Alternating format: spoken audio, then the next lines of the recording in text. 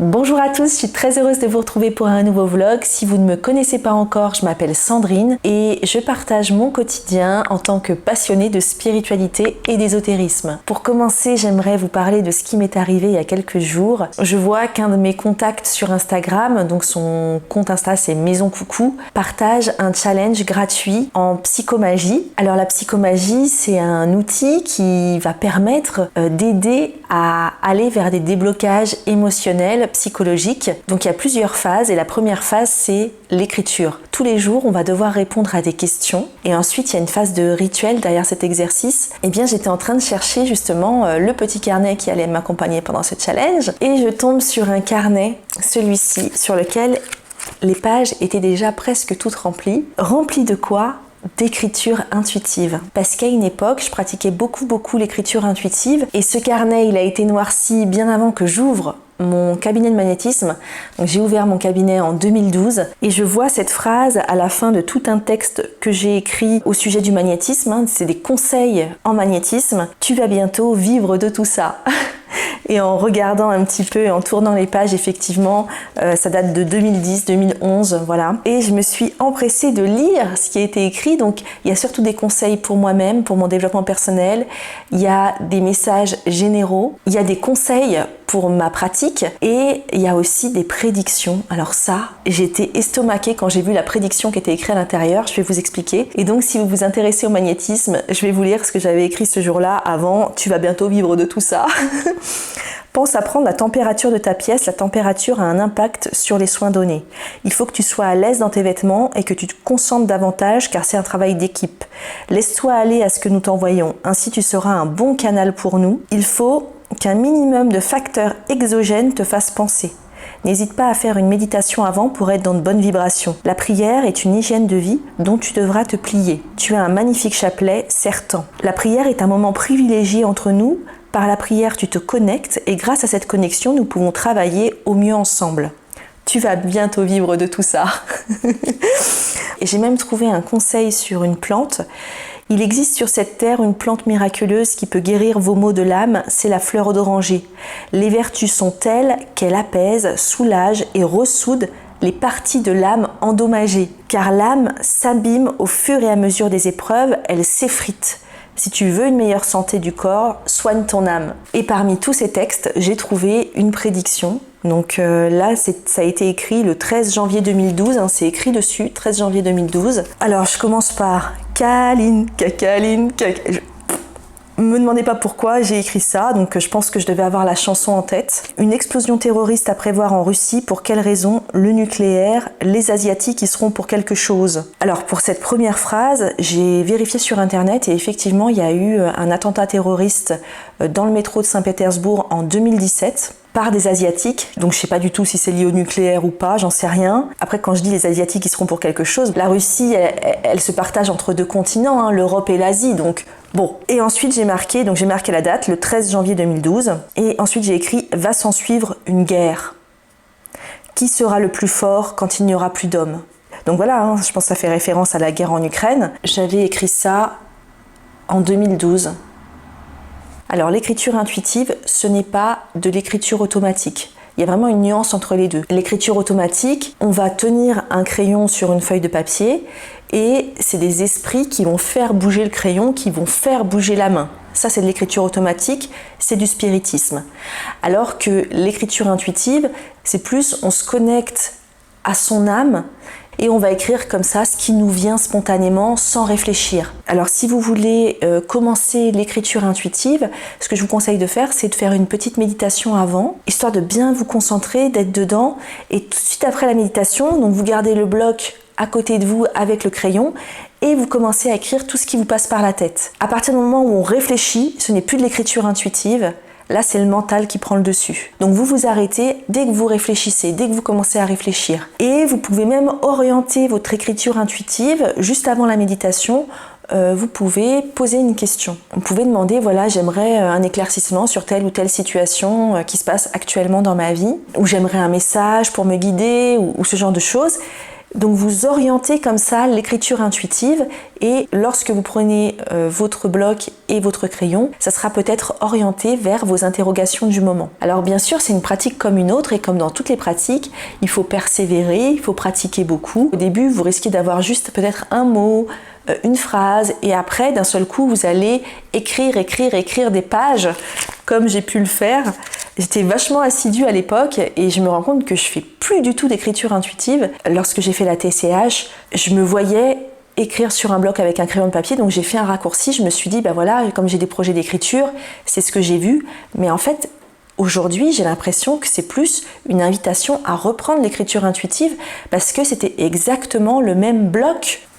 Celui-là, le bloc sténo, que j'ai vu pendant la TCH. Et ça a l'air tellement pertinent, ça m'a vraiment fait tilt que j'ai vraiment l'impression qu'il s'agit de ça surtout. Donc je pense que je vais repratiquer l'écriture intuitive. Dorénavant, à chaque fois que je vais faire une méditation, je prendrai mon bloc à côté de moi et je ferai de l'écriture intuitive.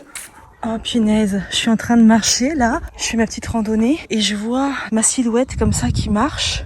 Et d'un seul coup, j'ai l'information que pendant ma TCH, cet être de lumière que j'ai vu, je vous avais dit, c'était une silhouette humaine, mais de lumière.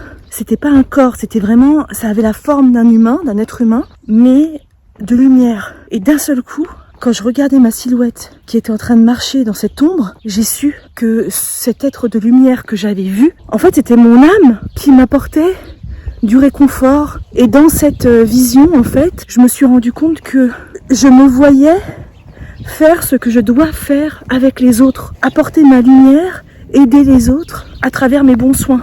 Alors suite à cette prise de conscience, je me suis dit que ça serait bien de reprendre peut-être une journée par semaine les séances de magnétisme, d'ouvrir des places dans mon agenda pour magnétiser des personnes que je ne connais pas parce que ça fait des années et des années que je ne magnétise plus que des gens de mon entourage. Dans un premier temps, je voulais me consacrer à mes activités sur internet et dans un deuxième temps parce que mon fils est tombé malade et que je pouvais plus du tout pratiquer. Là, je pense plus recommencer tout doucement par une journée par semaine. Et ce qui est marrant, c'est que dans ma ville, à 2 pas de chez moi, j'ai vu que y avait un local de disponible, un local hyper charmant, les murs sont en vieille pierre, c'est voûté, il y a tout ce qu'il faut à l'intérieur. C'est vraiment adapté à la pratique des soins énergétiques. Je voulais vous parler aussi du fait qu'il y a quelques jours, on m'a fait une purification au plomb. Donc c'est la mère d'une amie qui est marocaine qui m'a fait cette purification. Je connaissais pas du tout ce type de purification, c'est vraiment la première fois que j'expérimente et je dois dire que je suis assez bluffée par le procédé. Alors on va vous demander de tenir un morceau de plomb dans la main droite pendant tout le rituel. Ensuite, la personne qui fait la purification, elle va réciter des prières, donc ici en arabe. Donc je crois bien que ce sont des versets du Coran. Elle utilise aussi de l'encens spécial qui vient du Maroc, qui a été préparé spécialement pour de la purification. Et ensuite, on va passer tout notre corps dans la fumée de cet encens.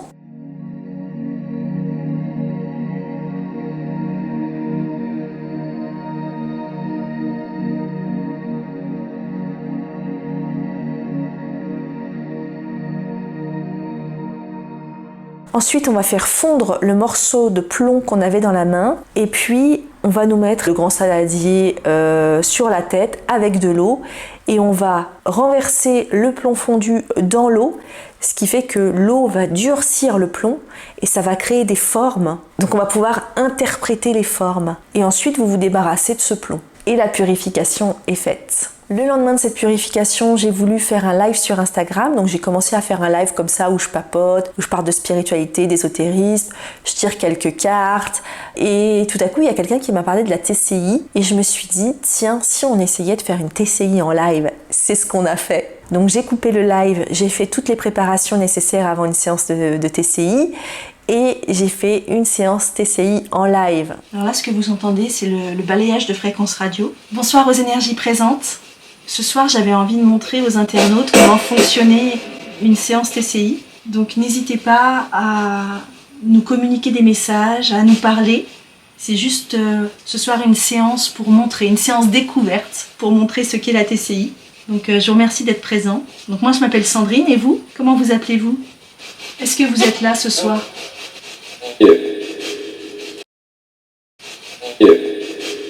Oh mon Dieu.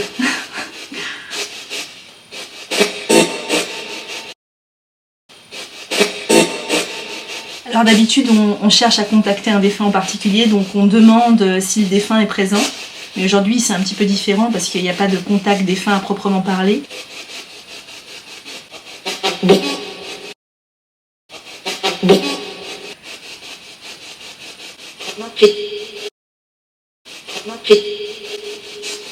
voyez là, ça parle, mais je comprends pas trop ce qui se dit.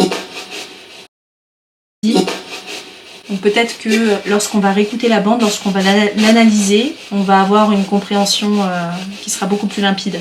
Combien êtes-vous ce soir ?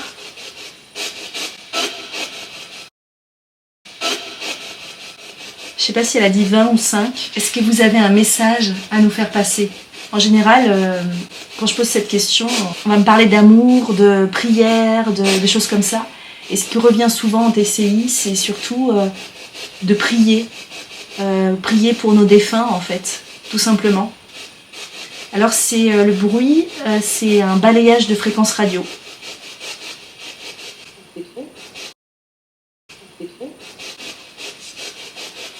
Là, vous voyez, typiquement, j'ai pas compris ce qu'elle a dit, mais quand je vais réécouter la bande, je vais comprendre. Et des fois, c'est tellement limpide qu'on l'entend sur le moment. Mais je pratique pas assez régulièrement pour avoir d'excellents résultats comme certains peuvent avoir.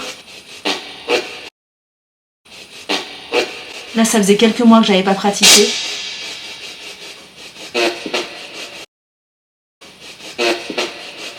Alors, Ayette vous souhaite amour et lumière. En général, après une séance TCI, je vais prier pour les esprits qui étaient présents. Je pense qu'il faut vraiment avoir un respect, un amour pour la pratique et pas faire ça pour s'amuser ou que sais-je encore, pour se donner en spectacle. Je vous déconseille de faire ça tout seul si vous n'êtes pas accompagné par quelqu'un d'expérimenté dans un premier temps. C'est du spiritisme. Hein. Ouais, tout à fait, il faut que ce soit fait avec respect.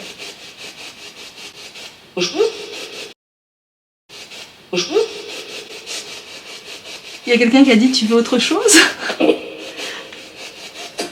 Alors nous, on aimerait savoir comment vous vous sentez et si on peut faire quelque chose pour vous. Alors une séance, ça ne doit pas durer trop longtemps, c'est quelques minutes en général. Donc s'il n'y a pas beaucoup de contact qui se fait dès le début, ça ne sert à rien d'insister en fait. Je vous remercie de votre présence ce soir. Ça me fait énormément plaisir de pouvoir vous communiquer avec vous. Que vous avez un message à nous faire passer avant que je coupe le contact. Dans une TCI, d'ailleurs je l'ai partagé sur YouTube, j'avais dit commencez chez vous, commencez là-haut. Alors je dis là-haut, mais bien sûr c'est pas forcément là-haut. Parce que un jour je vais vous rejoindre, j'aimerais bien savoir comment c'est. Et il y a une voix qui a dit on se verra. Donc on vous remercie de votre présence. Ok. On va réécouter la bande, on va voir ce que vous nous avez dit. Oh, c'était un enfant. Alors non, on n'a pas eu grand-chose, mais en même temps, on n'appelait personne. C'était vraiment pour tester, c'était vraiment pour montrer comment ça fonctionne aux internautes qui étaient présents sur le live, répondre à leurs questions en même temps que je faisais. Et je pense que je recommencerai l'expérience, mais cette fois-ci, peut-être que je donnerai un rendez-vous et je demanderai aux personnes de penser à un de leurs défunts pour voir si vraiment il y a des défunts de personnes qui sont en live, qui se manifestent. Et je voulais aussi vous parler du tout nouveau projet qui arrive à la rentrée. Vous savez, c'est mon projet secret. Je tiens pas à en dire trop pour le moment. Je pense que je vais commencer à expliquer de quoi il s'agit à partir du 1er septembre. Mais en attendant, j'ai créé un compte Instagram et un podcast lié à ce projet. Donc le compte Instagram s'appelle La Communauté Perchée et le podcast, il porte le même nom. Et sur le podcast, j'ai déjà posté un épisode, ça s'appelle « Si tu vis un éveil spirituel ». Alors dans les premières minutes, ça fait un peu scolaire, je trouve. Et ensuite, je me lâche, je me livre. Je vous parle de ma spiritualité en toute intimité sur cet épisode qui dure 14 minutes. Et j'espère que ça fera écho en vous. Je vous invite à aller l'écouter. Il est disponible dans la majorité des plateformes de podcast. Alors pas sur Deezer, on m'a posé la question, je crois que c'est le seul sur lequel il n'y est pas. En tout cas il est sur Spotify, sur Apple Podcast et sur d'autres moins connus. Donc je vous mets juste en dessous en barre d'infos le lien vers cet épisode. J'y ai mis tout mon cœur et ça marque le début de ce nouveau projet qui va voir le jour en octobre. C'est maintenant le moment de nous quitter. Je vous souhaite une très très bonne journée et je vous dis à très bientôt dans un nouveau vlog. Bye bye!